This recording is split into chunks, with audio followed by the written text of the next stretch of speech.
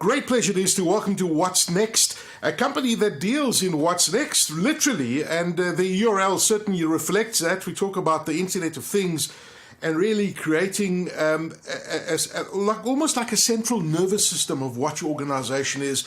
We hear of the Internet of Things being made up of billions of sensors creating valuable data.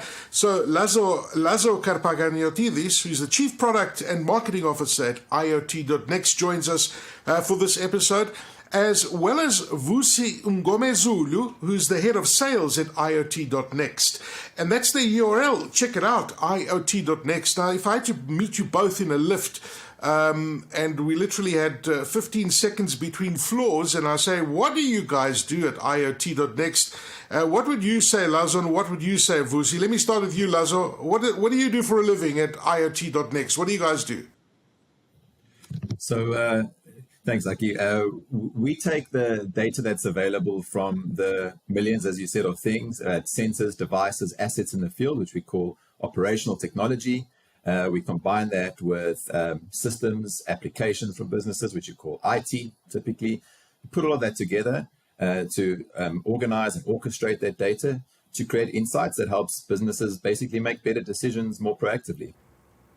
So understanding the data and making sense of it. Vusi, what do you say? Because you're the head of sales, so I guess your pitch would be slightly different, right? Oh, yes. I think I start from the premise that what you can't measure, you can't manage.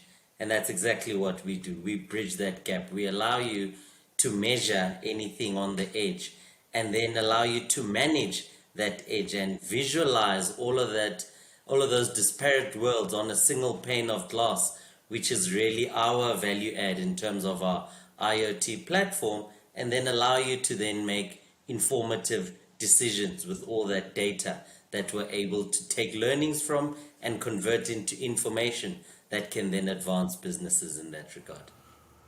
Okay, well, listen, super exciting. I'm looking forward to unpacking this, and it's such an important part of doing business today and really getting insights into your business that you never knew you could get, and important insights, because these insights guide you to doing better business, being a better global citizen in the business world, and also understanding what's happening in your organization. So, Lazo, IoT and ESG, these are two common things that we hear about. IoT, the Internet of Things, is more commonly known, but if we had to unpack those two terms, what is your understanding when you hear these abbreviations, IoT and ESG?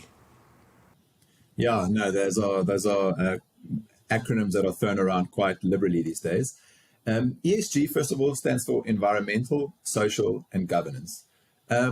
ESG, in a sense, is an evolution of what I think were brought up in the old business world, was the triple bottom line, which was profits, planet, and people.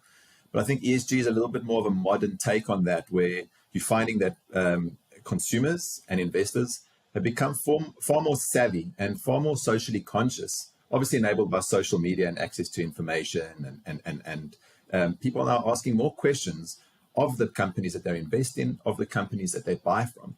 Hence why ESG has become such a talking point around the C-suite, because ESG is now a proxy of the social responsibility of businesses, but also now a proxy of the share price, of how well managed, how socially conscious an organization is, and how well geared they are for the future and the future consumer. Now, the second part of your question, IoT, the Internet of Things, how do those two come together? Well, as Vusi said, what you can't measure, you can't manage. So IoT being the availability of data, so like the nervous system, as you said, of your business.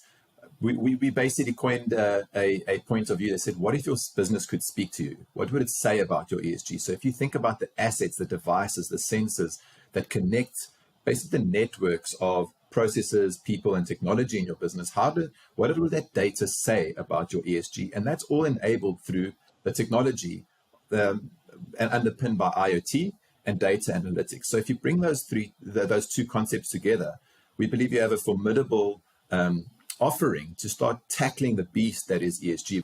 No, that's absolutely fascinating. And Vusi, I guess it's almost like you're adding more transparency, by shedding light on these things to people to have a look at how your organization is operating, how responsible your organization is. There's a great deal of transparency. What's your take on the current status of ESG? Yeah, so I think the current state is that naturally there is a lot of confusion in the world in how people approach ESG. You know, it's like undergoing an audit. Everyone knows that there was audits and you need to report financially. Then there are BE codes to adhere to. Now there's ESG to adhere to. But in essence, the current status, people are failing really to understand that it's all in light of benefiting the environment, society, and improved governance. So this is not anything new. We're just saying start monitoring more vigilantly what you're doing environmentally and start tracking actually just how much of a societal impact any of your activities are doing. And governance is nothing new. Have a formalized way of reporting and recording all these metrics and then improving on that. So I think the current state, and I mean, I'm part of the Future of Sustainability's members, and you can see that because people are used to things that are gazetted and are given formalized structure by government, like a mining charter, then they are able to follow through on what's required. But without there being a very clear framework that is led by states that then cascades down to organization, everyone's still all over the place, figuring themselves out. How do they approach ESG? How do they get net zero emissions? How do they, look at environmental metrics and how their corporate social investments actually have impact on the people who are doing that? And then obviously just offering the proof that they are complying, which is natural governance, which has been there for years. So I think what's really missing in the current state is really to have the framework consolidated even from national levels, from governments, to say this is not only a corporate focus, but it's a global focus. Therefore, let it be led by leadership of nations and cascaded down and measured and monitored by organizations. Gee, that's so interesting. And then, we touched on the fact that you are being more transparent to your customers and the outside world, but you're being more transparent to the internal runnings of the organization. People within the organization can see what you're doing socially, what you're doing about the environment, what your governance is like. So it puts everybody on the same page. And I guess it can be quite inspirational as well. So, Lazo, when you look at what we've been talking about, can you unpack some of the most innovative and impactful ways that businesses are using IoT, for example, to address these ESG challenges that you and Vusi have been talking about? Sure. Yeah. We see it across many verticals, from mining to telco to smart buildings, and I think many more. But what we're starting to see is corporates taking a lot more introspective insight into the buildings which they operate. That's just one example, but one we're seeing as a sort of a hot area. Mind the pun. So if you think of the statistic that the World Economic Forum put out, that 40% of carbon emissions are from buildings alone, that begs some serious questions. And we're starting to see that in some of the asks which we're starting to get, where corporates are starting to be a lot more conscious about the emissions and the usage of their buildings. Now we're sort of recovering, or close to recovery, from a post-pandemic world. And if you think about the usage of office space, just for one example, corporate real estate owners are starting to take a lot more closer looks into how their buildings are used. And building portfolio managers and building managers are starting to take a similar look, but more how effectively they're running their building. So ESG and cost factors are starting to also intertwine. So they're starting to look at how the energy usage patterns are evolving. But how do you do that if you don't know how your building is being used? So people are starting to combine that energy usage with tariff engines, as well as occupancy monitoring. So at what times of the day are certain floors full? And I'm pretty sure you've driven around at night and driven past an office block and asked yourself, wow, why are all the lights on? Surely not everyone's at work, So you apply similar logic to air conditioners, things that people plug in, and other facilities that operate in a building. You start asking more questions on how effectively you're running that. You apply it to water, gas, which is more prominent across Europe and other countries brought about by the war in Ukraine. You start asking yourself, wow, this gets a lot bigger and deeper. And then you start plugging in other factors like environmental monitoring. So air quality. What is the air quality in your mall? What is the air quality in your factory? What is the air quality in your office block? How well are you treating people? And how productive can they be? And all of a sudden, you start looking at the picture and you're saying, wow, we can bring all of this data together. We can help landlords plan more ahead, and you help building managers run their buildings a lot better. And that's now starting to influence how people design spaces for the future, because before you didn't have that data. You didn't know the patterns in which people would operate in those buildings. So you bring that all together. You don't only have a formidable OPEX and CAPEX tool, but you also have a tool to manage your ESG offsets. And one more factor that I'll add to that is what we're seeing in our more mature markets is what social citizen are you? You know, if you're the person on the block that keeps their lights on, keeps all the air cons pumping, and doesn't basically switch things off when they should, the implication is you're putting off more carbon emission. The implication is you're not being a responsible citizen. And you apply that to many other downstream or upstream processes. For example, in mining, in manufacture, you apply a similar level of thinking on data. And as Vusi said, what you can't measure, you can't manage. Bringing that all together, giving it to the G part of ESG governance, giving it to C-level executives, operational managers, decision makers, to switch things off, to look deeper into things that might be causing more carbon offsets. You start solving this more innovatively and more proactively. Wow. I didn't realize the complexities. Every time you mentioned the stat, and I mean, that 40% number that you sent out is quite astonishing. I guess those legacy buildings that are, 30, 40, 50 years old, for example, those are probably some of the big culprits out there. But, Vusi, when you talk to your customers, what do you hear are their biggest ESG challenges that you come across? And I guess that when you look, and as Lazo was talking about the energy usage, and I'm thinking about load shedding, and I'm thinking about every time there's load shedding, these big diesel generators, and you see the black smoke coming out of many of the buildings, and I'm thinking to myself, that's going into the environment. I automatically start drawing some kind of negativity, should I say, to an organization that's polluting the environment in that way. And it seems to be happening a lot more often. But, load shedding is unavoidable, and businesses have to continue running. But I guess those challenges, one of them must be the fumes and the smoke that we're emitting because of having to continue business, right? What are the challenges you see in the ESG environment, Vusi? Just like any acronym that comes into play, the first resistance you get is that people have an expectation that it's going to cost an arm and a leg to comply. Everyone throws BEE at human capital executives, but ESG, if it is viewed organizational wide, has an operational benefit, has an HR benefit, has a financial benefit in all the efficiencies and savings seen, and even has an IT benefit to assist companies achieve some of their digital transformation roadmaps a whole lot sooner, purely by having the ability to measure and manage. So I think the challenge is really ownership, to say really whose responsibility is it in any industry to implement ESG principles properly, but it's actually organizational wide, because the benefit is not only one dimensional, it's multi-organizational.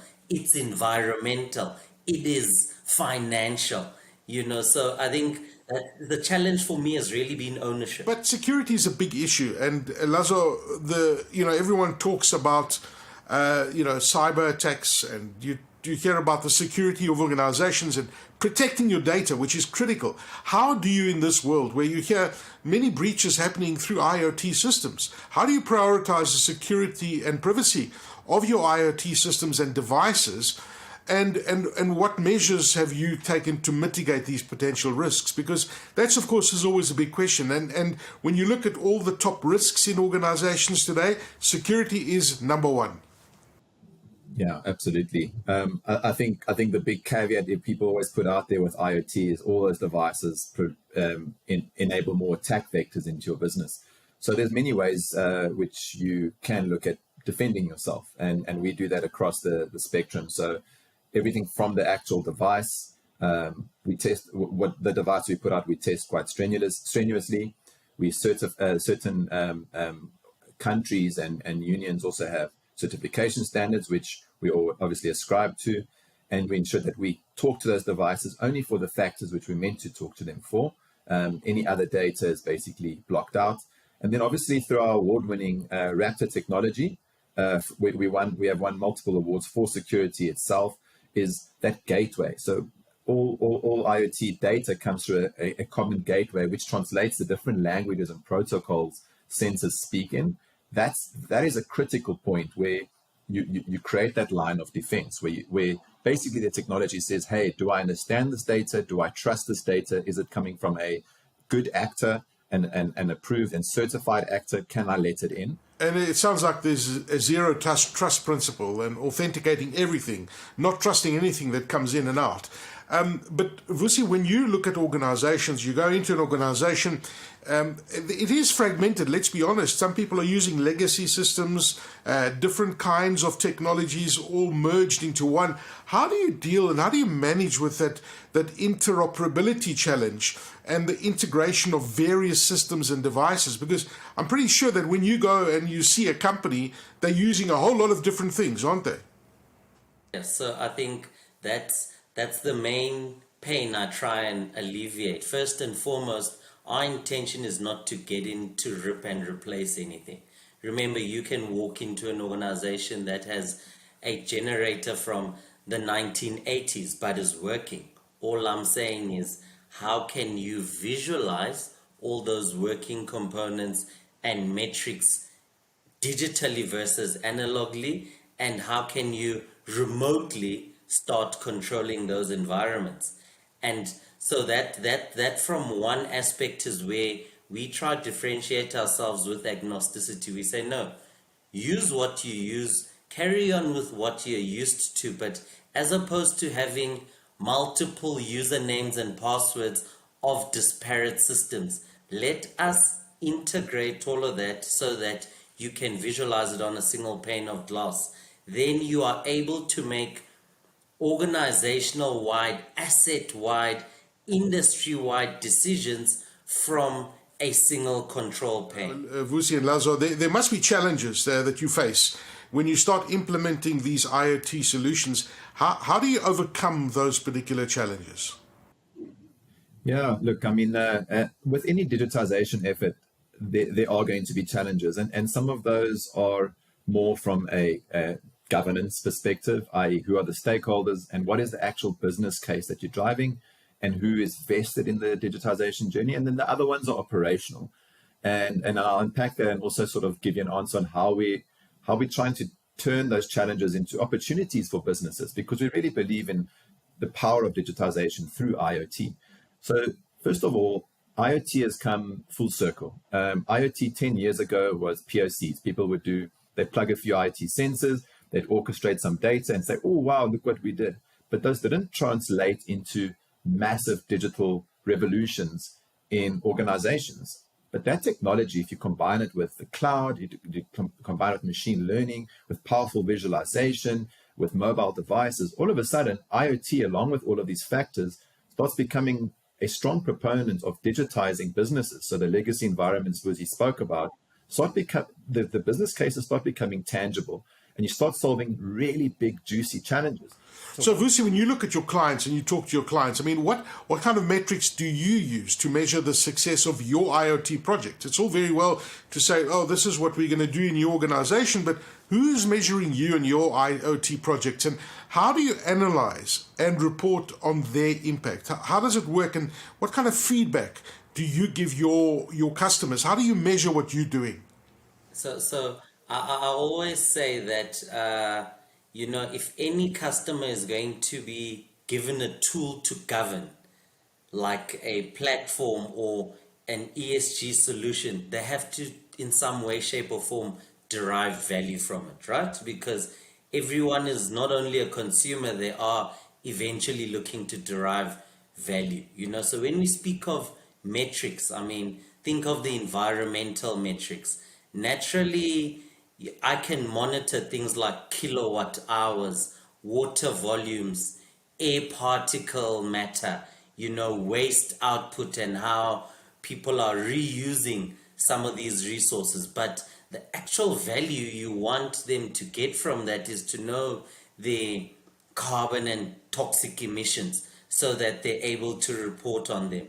For them to know things like resource intensity of certain operations, even by location, and then utility usage by facility owners and even various locations. But me implementing something like occupancy monitoring, which is the metric, allows them to then further be able to analyze all the other metrics like energy and water per capita. So now I'm able to actually know that based on me having visibility to the number of people occupying my building, I'm able to equate that usage to per square meter and per individual. So I know that actually at peak capacity, chances are I'll be consuming so many levels of power and so many liters of water. Well, let me end off by asking you both this question. And you mentioned the word quantify. How do you think that IoT is changing the way businesses think about sustainability and social responsibility? Let me start with you, Vusi, and then I'm going to come to you, Lazo.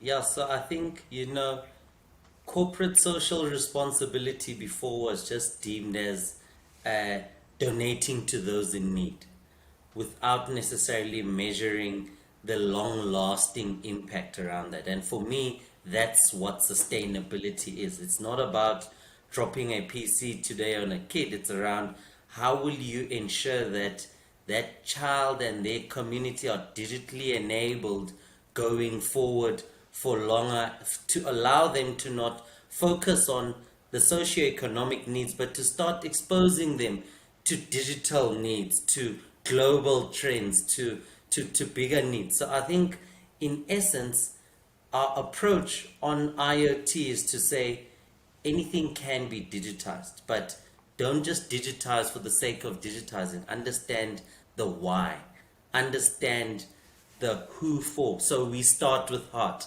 I always say if you can unpack your why, then how and what you do becomes irrelevant. And I think it's about how organizations look to marry why they're doing it and then look to digitize with how and what they're doing it for. Because really, I think as much as they are driven by profits, there are enough global case studies to show that companies that remain profitable are the ones that are good at actually telling you why they do it versus Okay. those that focus on the how and what. So I think marrying the two with digitization and technology will really give a more sustainable impact of applying IoT principles. And guess what? You don't even have to worry about the profits, because the profits will come in terms of you having the right intent. And if that Okay. intent is met, then it does multiply into profits, in my view. Makes perfect sense. What's your take, Lazo?